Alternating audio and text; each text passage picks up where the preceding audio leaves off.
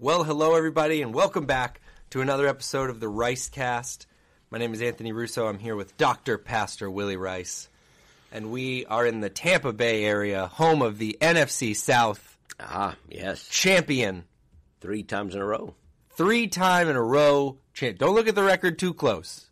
Just listen to me when I say 3 times in a row NFC South champions. Yeah, there's a lot I noticed to the NFL fan. A lot of teams have the same record we do. Right. And didn't make it in the playoffs, you know. Right. And there may even be some teams with a better record that didn't make it in. I don't know, but at least similar. Could have been. But tough. That's tough. what I say. The world stuff, you know. Should have won more games. We games. knew how many we needed to win, and we had won it. We had the math. We did what needed to be done. That's right. Yes. And we're hosting a playoff game. Who would have thunk? Monday night. So, great. And a little trivia for folks. The first ever playoff game for Tampa Bay in history was at the 79-80 season. Okay. And my brother and I, our dad, mom, we had season tickets that all right. year. It was the 4th year of the Bucs' existence. And we would go to church. We had early service, Sunday school. We'd head out. I can remember because we'd be changing on the way to the stadium. Yeah. Those are days you didn't wear your stadium gear to church. Right. Nowadays, no one, whatever. It's fine. But back then, you wouldn't have done that. Right. So then you're changing. We get to the game and about time for kickoff. And for like one year, they were just terrible, of course. But then that year, they became good. Yeah. And the first playoff game was against the Philadelphia Eagles. Yeah. That are coming into town this week. And we were underdogs in that game. Yep. And won the game 24-17. Come on. And I was there. Come on. I was there. You got to go Monday. That's what that means. Well, we'll see. You're good luck. We'll see. Yeah. Bucks play the Eagles in the playoffs. Yeah. We got a good record with Pastor Willie's in the stands. We've had some good games of the Eagles, as Buck fans know. The biggest one took us to the Super Bowl back a few years ago. Yep. That was up in Philadelphia. The Eagles probably are going to be favored in this game. They have a good team, but they have kind of had a bit of a slump here toward the end of the year. So anyway, you're in the playoffs, anything can happen, right? Yeah. There's got to be a sermon illustration because the Bucks didn't win for like 2 years, right? And then year 4, they're in the playoffs. And however low you feel is listening to this podcast right. today. They lost, if I'm memory serves, how many games were there in a season back then? I think there were 14. 13 or 14 is what I was going to say. And I think we lost 26 in a row. That's true. We lost 14 the first season. Right. And 12 the next season. Mm-hmm. Here's another trivia question. Who was the first victory of the Tampa Bay Buccaneers? First victory, we beat the Lions. New Orleans Saints in New Orleans. And then won the next week for the last game. But then year 4, man, they started off, won 4 games in a row. They were on the way. I can remember I was a kid, so it was just so much fun. Yeah. And they ended up kind of squeaking in the playoffs, though. But then we won that first game. It was electric, man. It was electric. I'm starting there for these listeners in 2024. Yeah. You feel low. Get the pastor to the game. That's what they that's say. The hashtag. If we are serious about a playoff run, we got to get Pastor Willie into Raymond James. So anyway, but Bucks are in the playoffs. Always fun when the hometown team's doing well. And it's been already a fantastic start here at Calvary. Pastor Jim Cymbala here with us this last Always Sunday. Love our friend Jim, who's become such a friend and mentor, and he's preached here many times because he's down in our area and doesn't do that a lot much anymore. But he loves our church here at Calvary. We love him, and it was a great week, and hopefully everybody got to be a part of that. But it was a great word from Pastor Jim, and good to have Jim and Carol here Sunday morning. I'll put the link in the show notes to the service from Sunday if you missed it. But, yeah, powerful word. Me and my family, we're a little bit South County, so we go to the Seminole campus. Mm-hmm. They responded so positively and so much movement at the end of the service. It was they were just clearly connecting. He had a word, and he did a great job on Sunday. So if you missed it, you can go back and check that out. And then as we record this, we record typically on Wednesdays. Tonight we have our New Year night of worship and prayer, Pastor. Mm-hmm. You excited about that? Very much so. We've been doing some things like this, but we all feel like, hey, we want to have more times of corporate prayer. We're looking for ways to do that in our worship. I think you'll notice that more of an emphasis even on the end altar call, which is kind of getting back to some rhythms there. Not doing it the same way every week, but having intentional times of response and prayer and prayer for people that have needs. We'll do some things like that this coming weekend. But also having these special nights of prayer, and we're doing some things a little different tonight than we've done. So if you're listening to this even on a Wednesday afternoon, I don't know when people listen to it, but it should be a wonderful night and a great way here in the very first part of the year to pray and seek the Lord together.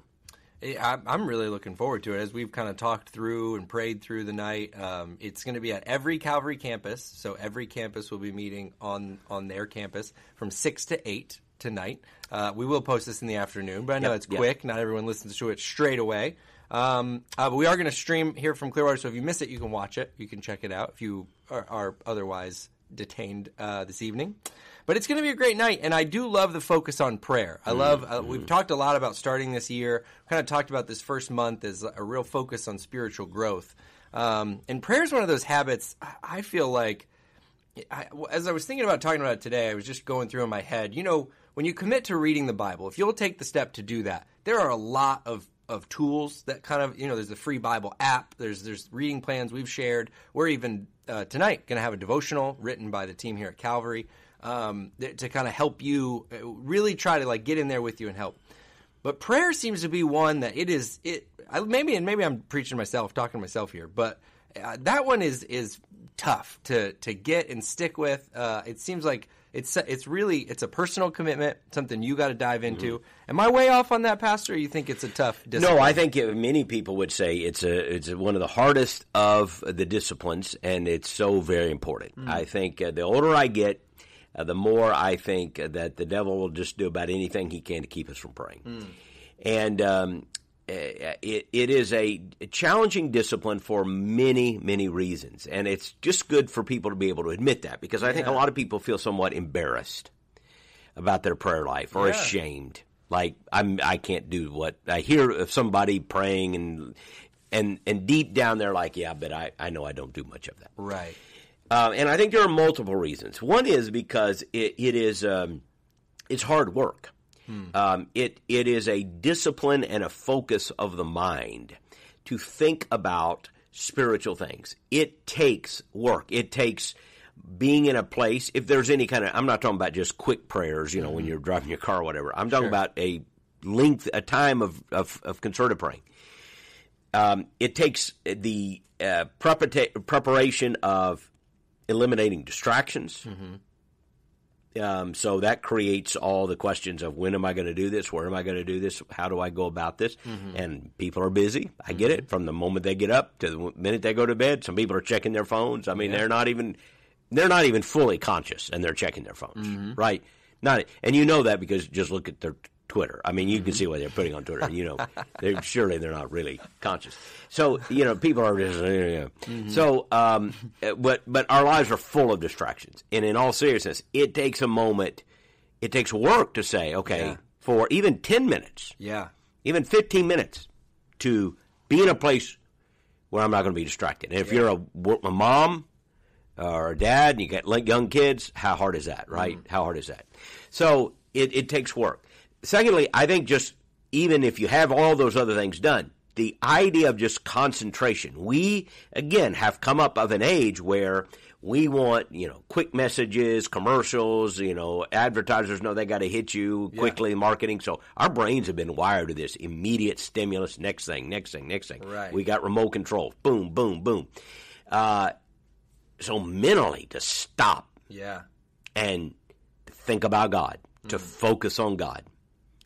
And then I just think, even beyond those things, I think the very concept of prayer is challenging to us, if we're honest. And I have talked about this before. But if you're just going to be honest, why pray? Like, I'm not telling God something he doesn't already know when you think about it. Right. God, please help this member of my family who's ill.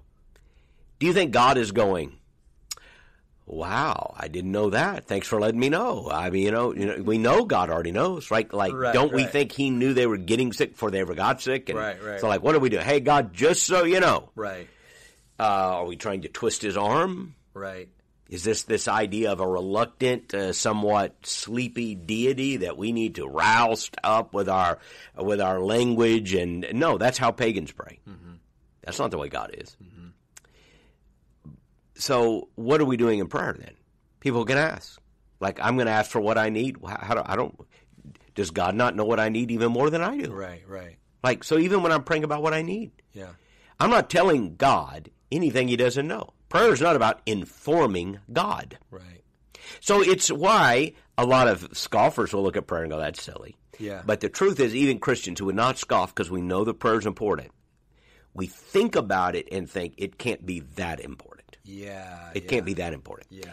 So what we have to do is take a step back and recognize something is happening in prayer that transcends normal human understanding of communication. I communicate with you to convey information. But it is more than that even in human communication. Because I'm not just communicating with a person to convey information. If I have a relationship with that person, I'm communicating to that person in order to build a relationship with that person, to draw closer to that person. The greatest open door to intimacy in a human relationship is communication. It's not physical. Yeah. It's communication. As one psychologist said, intimacy is into me you see. Into me you see. And the only way you can see into a person, honestly, is through commercial. I mean, you can get clues and things, but it's when they open up. You can see a person's hurting, but how do I see into them? They have to communicate and say, I'm hurting because blank. Right. Now I begin to see. Right. So prayer is about my relationship with God. It's not about informing God. We need to take prayer out of this utilitarian kind of pragmatic approach where I'm doing it in order to accomplish some utilitarian objective. Right. And understand that prayer is about knowing God. It's about my relationship with God. And yes, it's hard. And so don't be embarrassed if you find that it's difficult and your mind is wondering and you tried to pray and 30 seconds later you're thinking about the Bucks Monday night and I mean, what do you know? Right. I can't believe Pastor went to that game. You're in your mind. And prayer is hard work. Yeah. Prayer is difficult. Prayer is mysterious. And all of those things mean I am doing something that is not physical, natural. It's like writing with my other hand. If I'm right-handed, writing with my left hand. Yeah. I am a natural, physical person.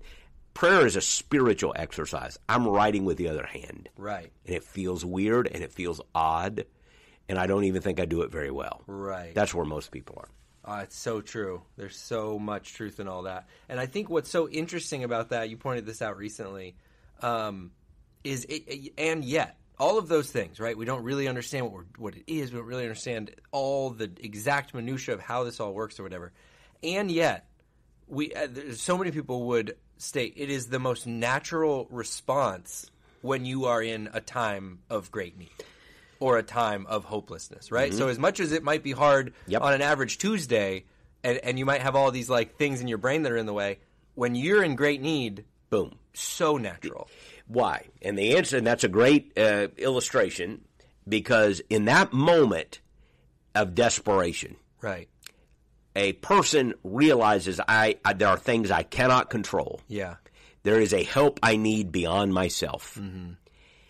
And therefore, there's this, of course I pray. It's like the most natural response in that moment. I look to the heavens and pray. People that aren't even sure if they believe in God will stop and say, God, help us right now. We need your help. Because in that moment of desperation, you know I need something. And it's almost like, we joke in football, back to football, the Hail Mary play, right? Right. It came from, the idea of a Catholic prayer, but at the end of a game, you need a miracle, you just throw it up, Hail Mary. Yeah. But you're not praying on 2nd and 2. Right. Because again, stay in a football metaphor here. So work with me if you're not a football fan. Second two would be an easier play. You're thinking, I can handle this. I got this one. Yeah. But we're down, we need a touchdown, and we're on the 2-yard line, and we're going to just throw it deep and hope. That you need something.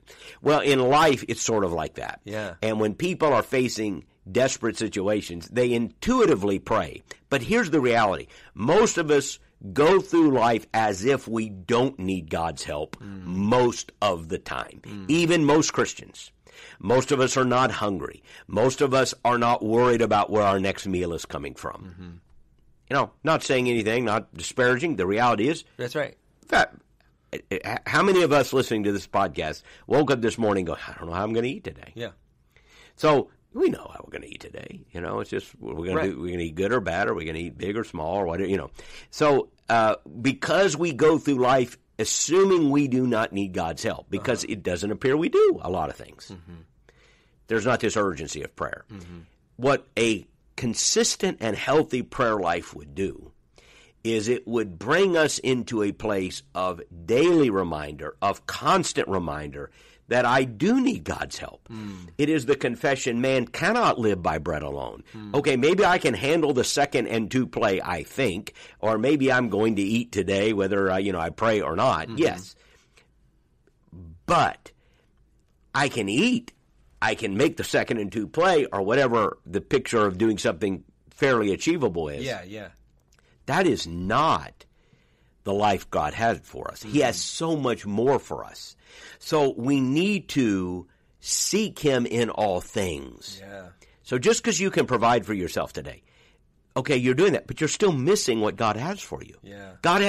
Man cannot live by bread alone, meaning you are built for more than just, I ate, I worked, I went home, I slept, took care of the kids, boom. Yeah. No, there's a reason there's a hunger in your heart that only God can fill. And you're not going to get that filled until you humble yourselves and pray. It's why when things happen that do humble us, that can be a blessing. It stops us in our tracks. It arrests this monotonous routine of life and says to you, you need God, dummy. Remember? Right. And you went, I haven't been thinking about that. But now that I get this doctor's report, I do need God. Well, you know what? You needed God before you ever got the doctor's report. Right. So a daily ritual habit of prayer gets us into that reminder. If I am going to live as a spiritual person, not a natural person, but a spiritual person, it's more than just handling things on my own. I need God in every moment. Yeah. Therefore, I must pray. Yeah. But why don't we pray? Because we don't think we need God. Right. When a person needs God, doesn't matter what their theology is, almost always they start praying. Even the atheists, they go, well, just in case, let's try one. Yeah, right? Because desperation. Yeah. It's all. I mean, we've talked before, I think, about if you ask just about anybody, is there something I can pray for you about? Regardless of the background. Oh, yeah. They're usually, sure, here's my I do that. And I have people, I can think of many examples. They don't even share our faith. Yeah. But sure, pray for me. Because they're like, well, what harm can I do? Right. Maybe it's just they want to be nice. But I also think there's a seed there like, well, maybe it'll help. Yeah. Maybe it'll help. But, boy, when we get desperate is when we pray. And the truth is most of us are just not living in that sense of dependency upon God. But it isn't saying that we don't need God. What it really is just blinding us to how much we do need God. Right. That's what was, as you were describing it, I was like, those moments are almost just a peeling back of, this has always been the case. Yep. But you just became very aware of it. And that's what led you to these desperate calls. I think of I think, is it the Laodicean church? You're poor, blind, and naked. Here is a church that had many, many things. And I may even talk about this some at the prayer meeting tonight. But you had many, many things. But the reality was you were far more desperate than you knew. Yeah. Like they had fine clothes and great medical care, and they were wealthy. But Jesus looked at them and said, no, you're poor, blind, and naked. There are more needs than you know about. And if you could see your condition, you would be saying, God, move. We need you to move. Right. I want to go back to another thing you mentioned earlier is when you talk about it in terms of a relationship, like we do often, I do. I speak for myself here. You get into a little bit of like, I'm not telling God anything. God knows all this stuff already. and might break in though that way. And when you put it in the relationship context, it made me think too, just about the time spent, right? Like when you think about building intimacy with someone, communication is in there and you're talking, but it's also the time you've committed to this person, right? Like it's not just exchange. If my relationship with my wife was just like cold, we need coffee filters. There, message received. I'm not half paying attention to this. And then I even think, but how many things have I really, and if she was on, she would tell you not many. How many helpful things have I said to my wife? But what's really valuable to her is sitting there listening and talking, like sitting there and engaging and listen, I'm talking to myself here, and as my wife would be glad to remind everyone, I often have to remind, particularly men. Now, some, not always. Some men are very good communicators, and some women are not. So again, we can overly stereotype there. Yeah. But oftentimes, men communicate to convey facts. Right. I used to say in premarital counseling, men communicate to convey facts. Women communicate to convey feelings. And there's a difference. Again, it's an overgeneralization, but there's a lot of truth there. Mm-hmm. And, guys we didn't go to each other's house to braid hair and stay up all night and talk. I mean, if someone invited you to do that, you weren't going. Right. You want to hang out Friday night and braid hair and we'll chat? No. Now, if someone says, hey, let's go to the game. Sure. Monday night and take Anthony and Pastor. Yeah. Then we're in, right? But if somebody calls you and me and says, hey, can you come over Monday night and let's just talk about how we feel? Yeah. We're out. Yeah. I'm out. You may be in. I'm out. Why? We look for a utilitarian response. Yeah. But there must be, in a healthy relationship, moving beyond that to actually talking and communicating. And even if it's uncomfortable, you don't have a healthy relationship in any marriage, friendship, whatever, unless there is some communication and there's some into me you see. So it has to happen for there to be a relationship. And the same thing is true in our relationship with God. There must be some of that for us to know God better and for us to experience God in our own life. I'd love to, as you've talked about this over the last week or so, I've heard you speak more on it. And you talk a lot about how difficult it is. And I do love that you're naming that. Especially, I think, for me, like in my field, I went to school for communication, right? So it's always had this overlap with advertising. And everything in American culture is stacked against you as far as like keeping your train of thought on one thing for any amount of time. Everybody's fighting for like, look over here, look at this, watch this, you need this, have you heard about this? It's constant. Yep. So I love that as you've been talking about this in the new year, if you're saying to yourself, I can't keep my mind focused for a period of time, know that it's because you're climbing out of a quicksand. Like it's trying to pull you to distraction at all times. Exactly. Everything is conspiring against you, and your own nature, the culture in which we're in. There is this tide pulling you away from this practice of prayer. Yeah. So but what that ought to do is motivate every one of us to pray more, because now we realize, I see why it's hard, but there must be some value in it for the devil to work as hard as he is working to keep us from praying. Right. I don't even think he minds if you go to church some, if you just don't pray. He would prefer you not, but, okay, we'll just sing that song, but don't pray. Just sit there and listen, but don't pray. Well, you can believe that if you want to, but don't pray. Just keep them from praying. Because prayer is when I turn my heart and my mind and I begin to focus on God and communicate with God. And that is where, that's how we were saved, is to believe in the gospel and to pray, to cry out to the Lord, to turn our hearts and minds. What is that except it's not prayer? Right. So it's a type of praying, and so we pray. And I think the devil will do anything to keep us from praying. Yeah. What do you say to someone? So I'm in, Pastor. It's 2024. I want to pray more this year. Some practical tips, because you started talking about this before, and I think it's important because you The other thing is, if you are like the Russo house, you got 2 kids running around hitting each other with inflatable baseball bats at all the hours of the day. And your plan for prayer is that you're going to sit on the couch while everybody's awake and everything's at full speed, and you're just going to sit in the middle of all of that and spend some real time in prayer. I think that's probably a tough place to start. There's going to be a lot going on. What are some practical things for somebody who's listening and is saying, like, I'm in. I get it. I want to spend more time in prayer. I know I can grow in this area. What would you say to them are tools to set themselves up for success in 2024? Well, again, I love to think sometimes in terms of this crawl, walk, run progression, which is how we all learned to be mobile. Yeah. I've started to think there's a 4th stage, and that's sit down and take it easy. I may be in the 4th stage. Crawl, walk, run, sit down. That's what I'm looking forward to. Yeah. But we all learned to crawl, walk, run. We crawled before we ran. Right. And then you walk. So, look, crawling is okay. Mm-hmm. Like if you're 10 months old, crawling is great. Mm-hmm. Now, if you're 10 years old and that's all you can do, something has gone wrong. Mm-hmm. And the same thing is true in many areas of spiritual discipline. So if it's okay if you're starting out to crawl, and which means do some things that are small and achievable, and that you can build consistent rhythms. Consistency here to me is really important. Mm-hmm. Having something that I can keep doing,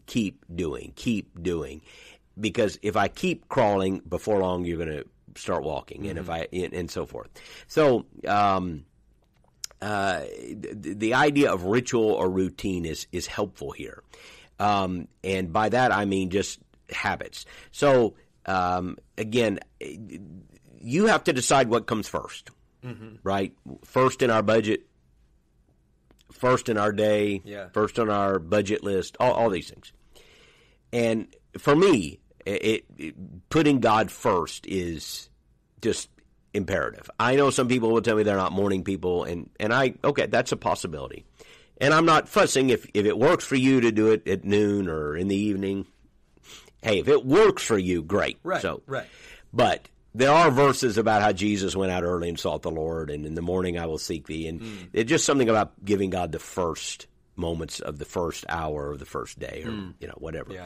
And that has become something sustainable for me. It's even been helpful for me before eating breakfast, before doing any. Some people want to work out first thing. I get that, but what's going to come first?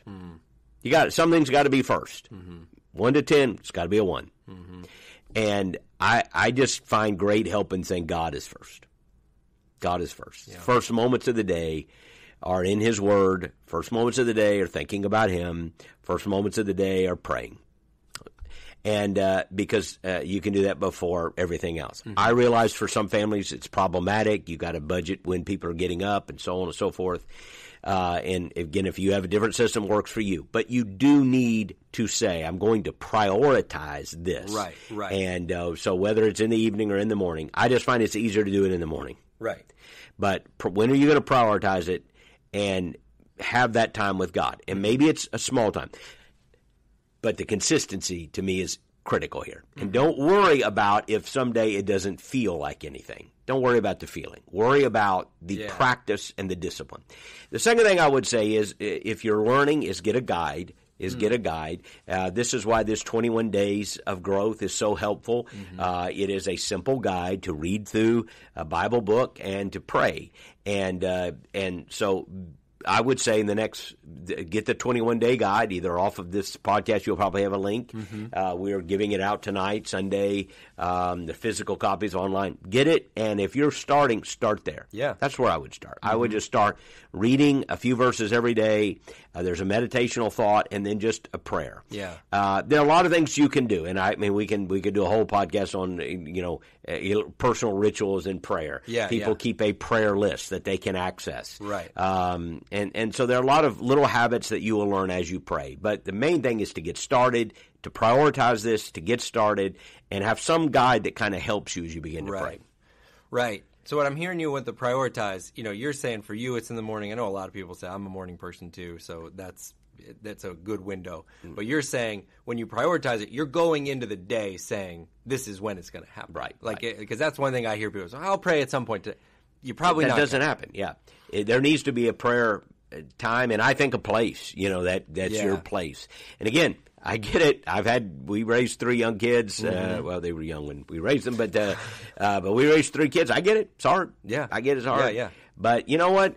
Something's hard enough to do. I know, and this is a good habit also, but I know young families, this is the time I work out. I get up, work out. Okay, you hold that time. Good. Yeah. Bodily exercise is good. Spiritual health is even better. Yeah. So when are you going to prioritize your spirit? Do both, but prioritize your spirit. Yeah. And the time you spend with God. And again, maybe it's 10 minutes where I'm just going to read a couple of verses and I'm going to pray. And maybe it's 15, but just start something. And then don't worry about the feeling. Yeah. Don't worry about some days that you don't feel anything. Doesn't mean I'm practicing. This idea of putting God first and seeking Him on a daily basis. That's good. I wanted just to ask one more question here as we kind of wrap up, because I know this is another area for people that there is some people feel a little bit confused about, maybe, or just unsure. I wonder if you might speak to it. But the idea of, you were saying a guide can be helpful in different things. I wonder about prayers, prayer routines or things that they're doing daily. I know there are probably some people, you hear these great prayers said aloud, and it can be intimidating. You're like, well, I cannot craft that beautiful prayer every time I said to pray. I'm just not that gifted. How do you, so I'm hearing you, I don't want to overspeak, but I'm hearing you say it's okay to use a guide. It's okay to get a little direction. I think definitely so. I think this idea that we're not going to read any prayers or use anyone. Well, there are prayers all in the Bible. One of the great studies is prayers in the Bible. Yeah. So I think it's fine to pray those prayers. I think sometimes we hear Jesus' words about engaging in vain repetition. That means empty repetition. That doesn't mean every repetition is vain. It's just that's one way pagans pray. They say things over and over again, thinking the louder I can, the more I can, I'll press God. Yeah. We're not doing that. But there are ways to pray, and a lot of devotional books will have prayers in them. I think it's sometimes helpful to pray those prayers out loud, because it's giving me a language to talk to God, to pray the prayers of the Bible, to pray the Psalms. Most Psalms are a prayer to God. Most Psalms are directed to God. Proverbs are directed to men. Psalms are directed to God. So you can take almost any Psalm and pray it. Just change the pronouns, put yourself in there, talk to God personally. That's one way. I've developed, and I've talked about this before, but just some my own routines that help me in prayer, that I pray every day. And then there's a period of time when I can think about the requests that have been mentioned to me. And by the way, one other, and this is kind of chasing a quick rabbit, but it is a helpful suggestion. One way that I think you can help pray is to learn to pray in the moment also. And we are, this is kind of a Christianese thing. I think if people outside our community looked in, they would go, that's weird.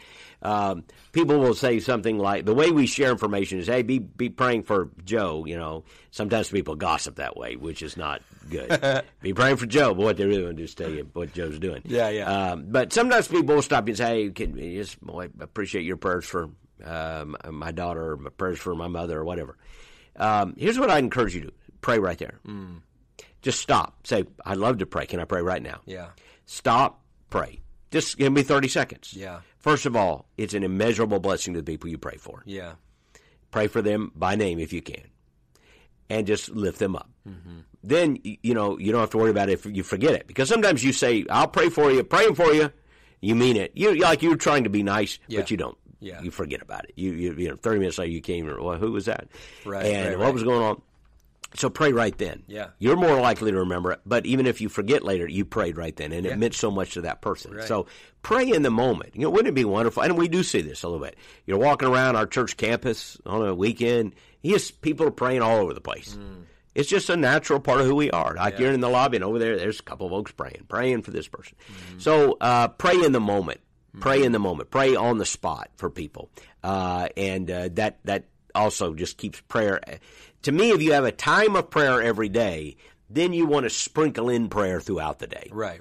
And maybe, I've heard there are things I've heard people do that I don't necessarily do, but they've created moments at noon or in the evening where they at least a few minutes. Maybe it's take a break from your work and walk around the building if you're able to do that. Right. And during the walk around the building, it's my 15-minute break to pray. Right. It's better than scrolling Facebook. Yeah. I'll just tell you that. That's right. I mean, I know you're the online guy, but I mean, you're. I'll tell you. It's way better than scrolling Facebook. And then if you scroll Facebook, you have some way to encourage people, and you have a way to discern the information. But take the break and think about God just for 15 minutes. Maybe quote a scripture that you thought. Maybe concentrate on the message that you heard last Sunday. But just pray. Yeah. Pray. It does not have to be this dry, boring we've all gone to prayer meetings, which were 45 minutes. People talked about how sick they were and how sick everybody they knew is. Sure, And by the time they're done, you didn't feel so good yourself. You're like, I'm not feeling so good myself.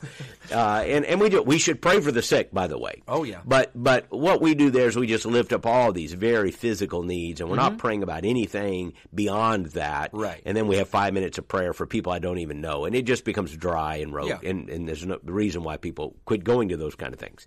But when we're praying for actual people, somebody says, "Hey, could you pray for my mother going into church?" Stop and pray. Yeah. Just right then, gather around. Let's pray for this. That then it means so much more. Right, and that's really truly just as we're talking. I'm like, I think maybe next week we'll talk about other things in prayer, because I think corporate prayer is great to talk about. There's so much more here. We spent time intentionally on the habit, building the habit, and I think, like you said, as you build that habit for yourself, you'll start to see it everywhere. You'll start to see the opportunities more frequently. You have to crawl before you can run, and if you're in that crawling state, and it's okay if you are, because a lot of other people are. This is a hard one. Oh yeah. Get the 21-day guide to growth. Yeah. That we're putting out. Get that and start there. Start there. If it's 5 minutes a day, if it's 3.5 minutes a day. I used to tell couples, like when I was marrying them, about finances. The habit of saving may be more important than the amount you save, because you're married. Many people, they're as poor as they're ever going to be when they're young, starting getting married. Right. Okay, just save. Build the practice. It may not mean anything to you right now. It may not even be a significant amount, but if you get the habit, the amount will grow. And as it grows, it will become significant. And the fact that it's going to grow, and the fact that what you do save will multiply over time, I say, if you start now, no one at 60 goes back to the 20-year-old self and says, "You saved too much money." You just, almost no one. Yeah. Right? You just say, do this and this now. And but that's important for money. It's how much more important is it to pray and to be closer to God?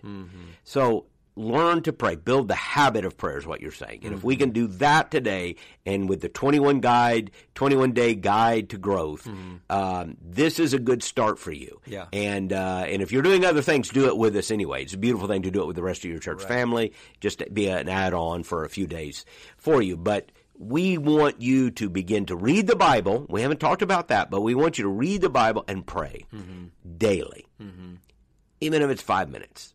Start that practice so that you create that margin, that moment for God to speak into your life. Yeah, it's so good. And like you mentioned, I will put the 21 Days of Growth link to the online. There's a PDF you can get right now if you're listening. You can stop the podcast and go click on it, and you can get access to it, work through that. We will also have physical copies tonight at the New Year Night of Worship and Prayer, and then every Calvary campus will have them on Sunday morning, and we're going to have them on hand going forward. So whenever you're listening to this, next time you're at Calvary, grab one. If you're outside of Florida, go to the link right now. Get started. 21 days. You're going to be in the Word. You're going to be praying. It's any 21 days. You don't have to start tomorrow or whatever day. Start tomorrow, great. Start Monday, great. We didn't put it on a day this time. Just 21 days. But by next week, we should all be in it. Right. And let's go through these 21 days for 3 weeks. It's good. It's going to be. It's a great start to the year. We're going to have a great year here at Calvary. We are. We're glad that you're a part of it, listener. Thank you so much for being here. Thank you. I love our podcast listeners, Pastor. They're some of my best friends. I know they are, and They get lots of useful information, don't they? They do. About the playoffs, all kinds of things. They don't have to watch ESPN the rest of the day. Sometimes we cover. We didn't even get into the weather. It's been a weird week of weather. We'll have Jake on next week to cover some of that, I guess. Jake's a member of our team here, knows a lot about the weather. But we love you, Calvary family. Again, thank you for listening, and we'll be back here with another episode very soon.